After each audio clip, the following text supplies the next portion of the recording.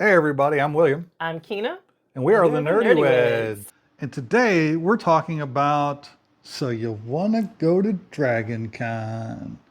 The Why'd short you say it list, like that? it's kind of like you want to be a ranger. Oh. But this is a short list of the things you should probably know prior to attending your first Dragon Con. We're going to Dragon Con. That's coming up.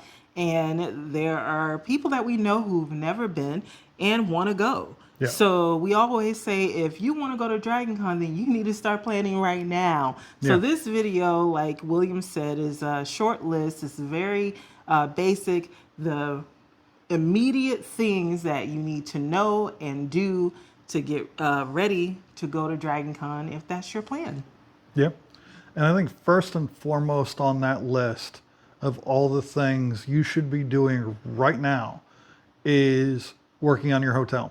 Yes. That is the number one hardest thing to do out of anything involving Dragon Con, Yes. is finding a hotel, and especially if you want one of the host hotels. Some of the best ways to do that is there are Facebook pages like Dragon Con Hotels. It's called Dragon Con Rooms. Dragon Con Rooms is what I meant. See, go with what I mean, not what I say. And there are a lot of other resources, including the websites for the host hotels themselves, like the Hilton, the Marriott, the Hyatt, the Westin, the Sheraton, now the Ritz-Carlton. And there are several non-host hotels you can look at in the area. A point of concern is if you want to get a Airbnb, there have been some unscrupulous people that have allowed people to book in advance for Dragon Con, and then right at the last minute find out that they can rent the room for a whole lot more. Drop the reservation that you had with them so that they could then rent it out to someone else at the last minute. Then you're up shit's creek with no paddle at that point. And there's nowhere you're going to find a room last minute at Dragon Con unless you find somebody willing to give up their Airbnb to another paying client so they can charge you a lot more. Yeah. Well, you do have to worry about even hotels because there's a lot of hotels that are like fly by night and they're here today, gone tomorrow. I've just read on one of the Facebook pages that I'm on that someone booked a room in a hotel and called a few days ago to check on the reservation, only to find out that that hotel is no longer in business and they don't have a reservation. So if you're booking at a hotel, one of those types of hotels, especially if you're booking a year out, which is what we recommend to do, you want to periodically check on your reservation. Yeah. Keep an eye on your reservations. Even if you do get a host hotel, there have been times in the past where reservations got screwed up, and the earlier you catch something that's going wrong with your room, the more likely you are going to be able to have a positive outcome. So we should also briefly mention overflow hotels, and these are a list of hotels that are on Dragon Con's website, but they are actually host hotels, such as the Loft.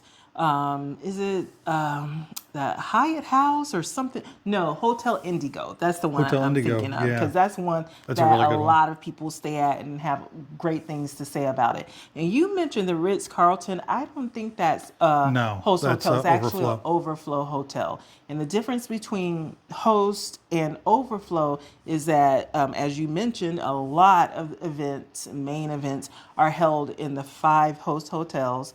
You also have Dragon Con TV, and then there's usually a group rate, a Dragon Con rate for Yeah. those hotels. They may have it for the overflow hotels as well, but they definitely have it for host hotels. Oh, and the Dragon Con room keys, if they still do it. Yes, Yeah. the main 3 have those, which is Yeah. actually last year Sheraton and Westin had it too, didn't they? I think that was the first year It was they've the first year they had it. they've had the room keys. But usually is Hyatt, Marriott, and Hilton. So that's the main things we wanted to talk about the hotels. Another thing, the Sheraton is now known as, it goes by a different name. I think it's like the Grand Cortland or something like that. But if you go to dragoncon.org, you'll see all of the names of the 5 host hotels and the overflow hotels. Okay. So the next thing is your Dragon Con badge. It's another thing you need to be thinking about now as opposed to later, because the longer you wait to buy it, the higher the price gets. So usually during the con itself, you're going to find the lowest prices online to purchase the badge, or right after the con, the first week or two after the convention, it's still going to be at the lowest price. Then after that, it's going to go up, and then it's going to go up, and then it's going to go up. And the closer to the convention you get before you make the decision, the more money you're going to spend on that badge. Sometimes if you wait all the way to the basically buying it right before you go, you're going to pay almost double what you would have paid if you had just bought it when the convention happened the previous year. So that pretty much covers Dragon Con badge. The way the Dragon Con badge works, just to let you know, you buy it, when you show up, you give them your name, they'll print out a label, put it on your badge, give you your badge, and you're on your way. And they call it a membership instead of a badge or a ticket. Yeah. And that's one thing that is good to know, because it's something that's confusing to people who are new. They're like, I don't want a membership. I just want a badge. I just want a ticket. But yeah, they call it a membership. It's an annual membership, I guess. Yes. And then another thing, there's a DragonCon app, and usually about 3 weeks or so before the convention, they will let you know that the app is up and running, and you can download that, and you'd be able to see the schedule. You see the list of guests and things of that nature. It's a really handy feature. You can plan out your schedule. You can add your friends to it, so you'll be able to connect at the con. So you can also look up individual vendors and find out exactly where their booth is in the massive convention space, and along with anything else you want to know. So I just wanted to mention that along with the talk of badges. So we've got lodging, we've got badges. So let's move on to parking. Parking is, how do you put, a nightmare. It's a freaking nightmare. It's almost as bad as hotels, depending on when you're going to show up to the convention. You know, if you show up on Tuesday or Wednesday, it's kind of like getting your room a year in advance. But if you show up on Friday or Saturday, it's kind of like trying to get a room a few weeks before the con. Yeah, it's a madhouse. Don't do that to yourself.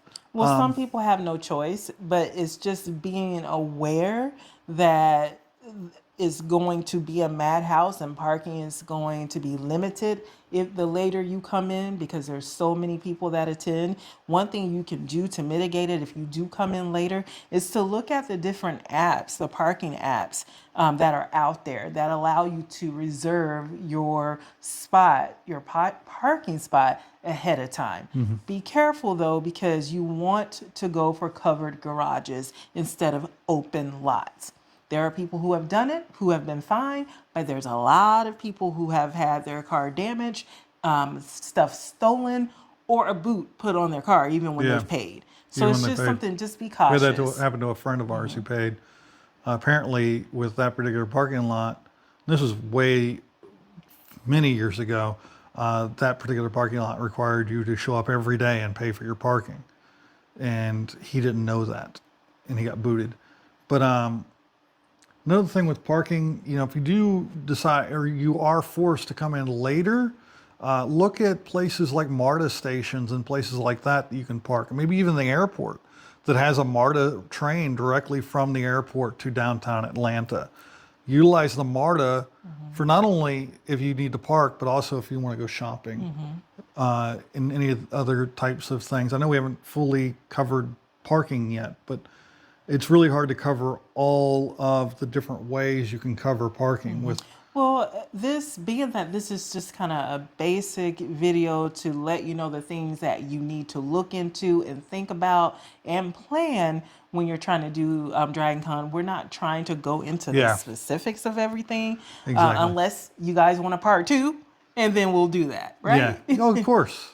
There's not even scratching the surface of what you need to know about coming to No, it Dragon Con. really isn't, because even with parking, we talked about the time, the days that you come in will affect the amount of parking that's there, but it'll also affect the price that you'll pay.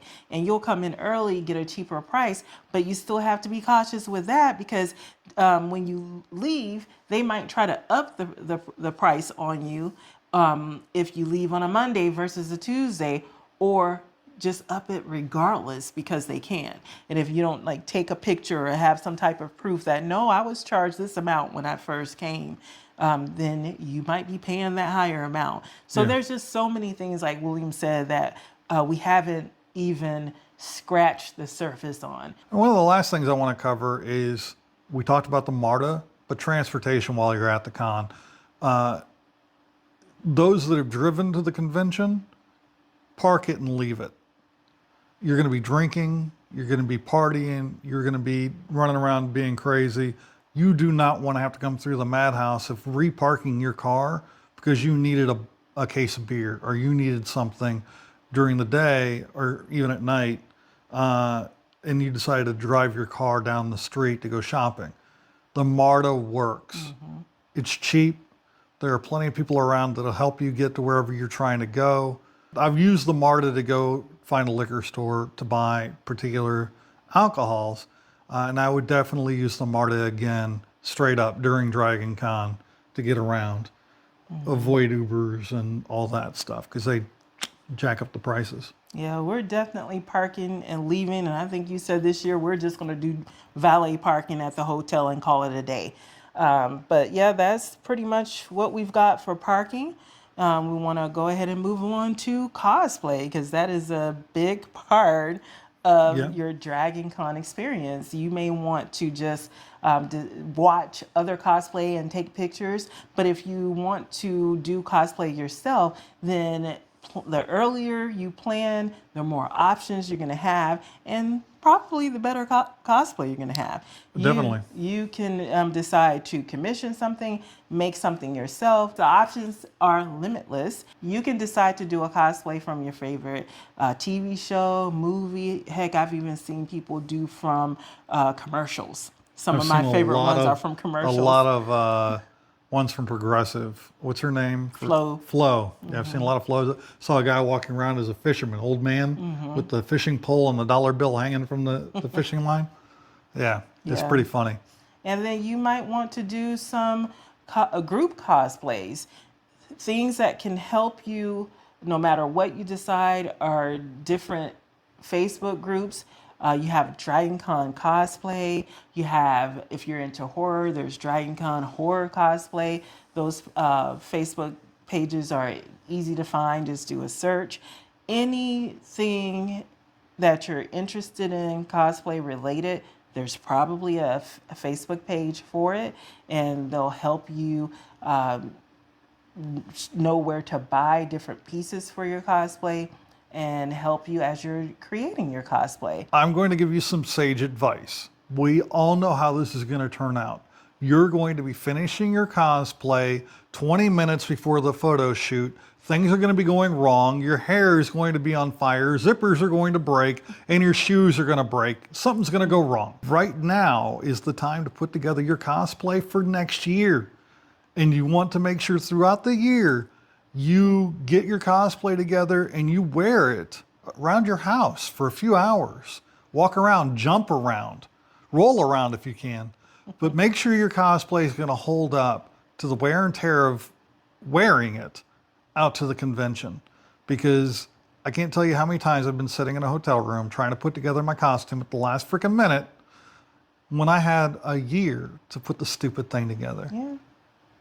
But we all know you're going to be just like me. You're going to be putting it together just like her in the hotel room minutes before the photo shoot, and shit's going to go wrong. Anyway, I'm done with my rant. Make sure you're wearing comfortable shoes, motherfuckers. No, just make the pain familiar. And make the pain familiar. The shoes are never comfortable. Just get used to the pain. But yeah, I wanted to segue into Facebook pages because I mentioned about the different cosplay Facebook pages and Dragon Con Facebook pages that you can join that will help you with your cosplay. But there are also Facebook pages that you can join that will help you learn more about Dragon Con and help you learn about like the culture of Dragon Con. So some of those Facebook pages we'd like to mention, starting with Dragon Con Newbies. Excellent page. I've been a tour guide for the Dragon Con Newbies tour in the past. It's a great resource. If you've never been to Dragon Con, go to the Newbies, go to their Facebook page, go to the meetups, take the tour. It's worth your time.